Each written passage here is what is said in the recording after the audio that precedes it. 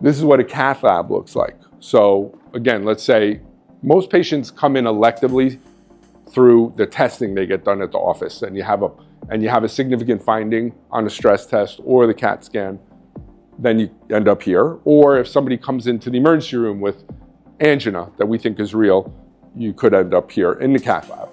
And obviously there's a sort of a table there where the patient lies down, and we have X-ray machine where we're doing the pictures. We put catheters in and we're injecting into the arteries. And this is what we might visualize when we're looking at the arteries. Like, all of these arteries are defined specific segments of artery. In this particular picture, you can see the red arrow is pointing to an obvious narrowing, right? You can see how tight it is, like almost like an apple core where the arrow is pointing. And then on this other side, I'm not sure if you can see it under the light, that is that same spot after we fixed it, where we put a balloon in to push the blockage open, and then we put a stent in.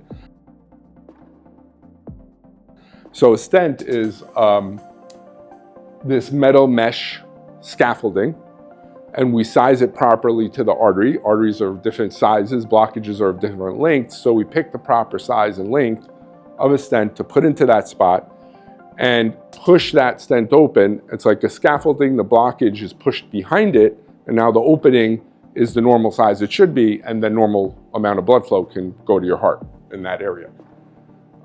This is that same picture. You can see it maybe a little better here. So that this is a short blockage, but very tight. It's probably like 80% blocked.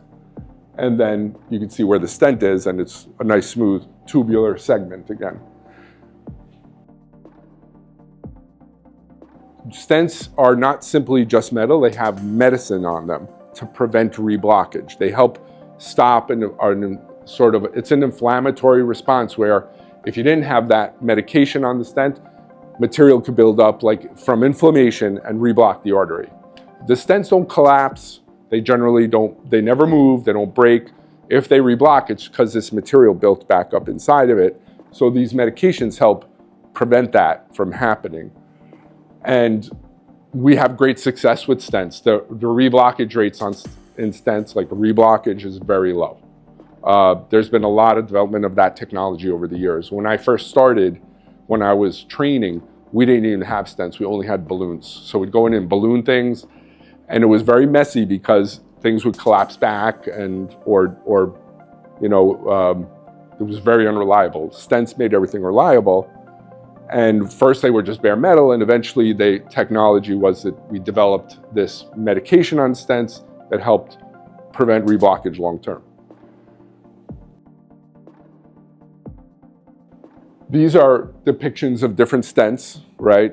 Different companies make different stents. They're all good products. They are all a metal mesh tube with medication on them. They have slightly different shapes, but again, different sizes, etc., medicated, and we deliver them into the blockage and open it up. Sometimes you get one stent, sometimes people get multiple stents in one sitting, depending on how long the blockage is, or if it's in multiple areas. We treat branching points, or just, all over the different segments of the arteries.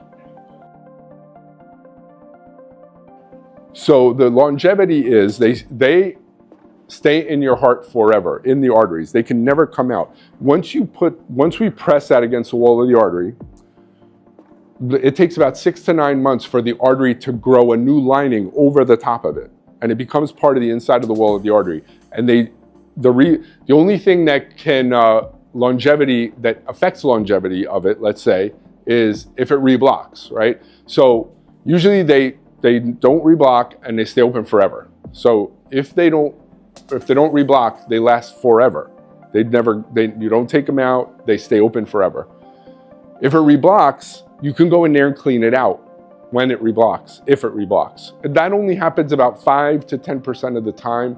10% maybe in really much more complicated blockages, but it's really, with this technology, it really works well where we get very little reblockage.